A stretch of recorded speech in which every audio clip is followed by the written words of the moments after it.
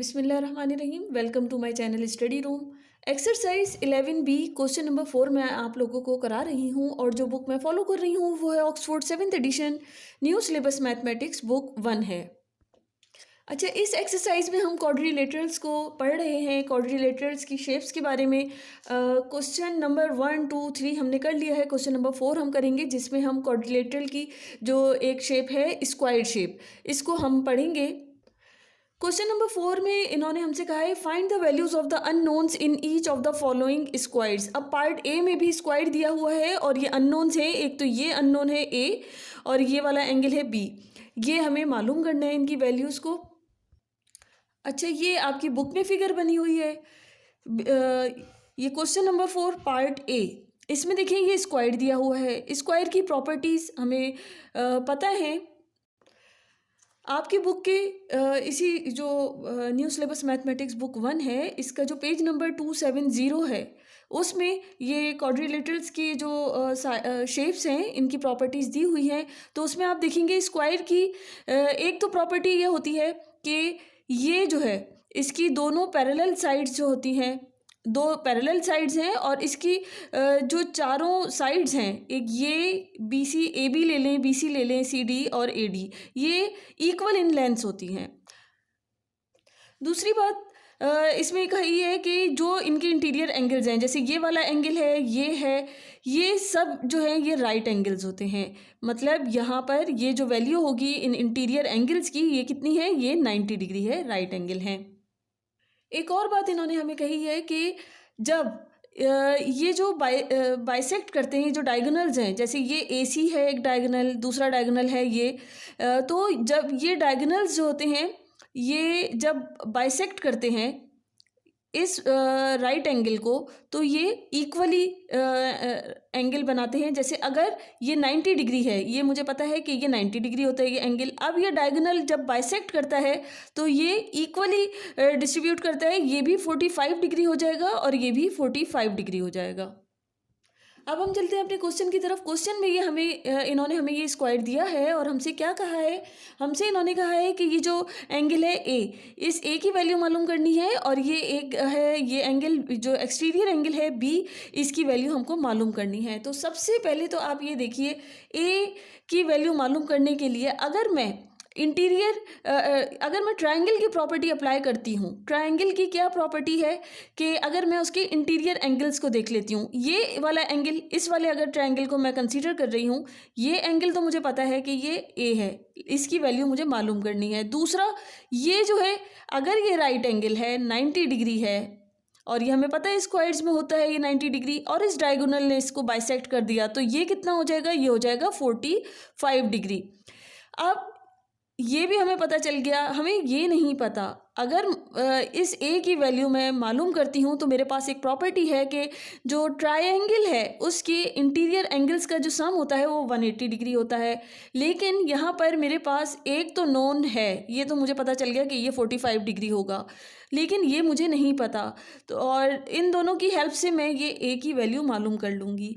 मगर अब इसे कैसे मालूम करें? इसको मालूम करने के लिए यहाँ ये देखिए ये स्ट्रेट लाइन जा रही है। हमें पता है स्ट्रेट लाइन पर जो एडजेसेंट एंगल्स होते हैं उनका जो सम होता है वो भी 180 डिग्री होता है। ये तो मैं इस स्ट्रेट लाइन को कंसीडर करती हूँ अगर, तो ये तो मुझे एंगल पता है ये कितना है, 82 डिग्री है, लेकिन ये मुझे नहीं पता। तो ये हम मालूम कर लेंगे स्ट्रेट लाइन की प्रॉपर्टी अप्लाई करके कि ये जो एडजेसेंट एंगल है कि angle A E D plus 82 is equal to 180 degree. करते हैं, सॉल्व करते रहेंगे, आपको समझ में आ जाएगा। अच्छा, अब ये वही है फिगर है जो हम जिसको अभी पढ़ रहे थे बुक में। तो मैंने भी आपको समझाया कि ये जो है ये अगर राइट एंगल है, ये हमें पता है कि ये सारे राइट एंगल्स होते हैं, जो इंटीरियर एंगल्स हैं ये राइट एंगल्स हैं, तो ये राइट एंगल है। अब इस डायगोनल ने बाइसेक्ट कर दिया तो ये वाला सिर्फ ये एंगल कितना हो जाएगा? ये हो जाएगा 45 डिग्री हो जाएगा, ये मुझे पता है।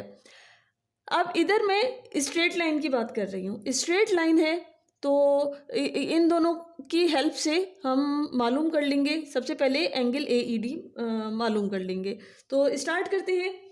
ये तो हमें पता है कि since A B C D, ये जो है ये क्या है? Is a square. ये एक स्क्वायर है, इसलिए हम क्या कह सकते हैं कि DAC ये वाला एंगल जो है ये किसके इक्वल है, BAC। ये दोनों जो है ये 45 डिग्री के हो जाएंगे, सही, क्योंकि ये राइट एंगल था और ये बाइसेक्ट कर दिया गया। तो मैं इधर लिख देती हूँ angle DAC is equal to DAC is equal to angle BAC, और ये कितना है, ये है 45 डिग्री। तो इसीलिए मैं ये भी कह सकती हूँ कि DAE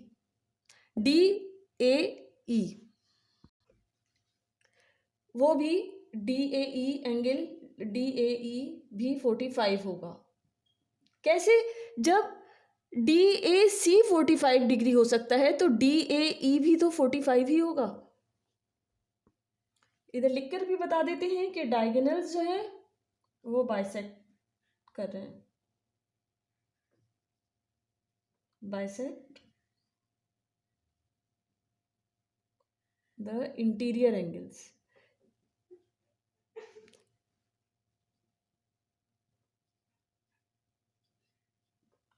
अब ये है, अब मैं सॉल्व करना चाह रही हूँ, ये तो मुझे पता चल गया 45 है, मुझे ये एंगल मालूम करना है, तो मैं इधर इस स्ट्रेट लाइन को फॉलो कर रही हूँ।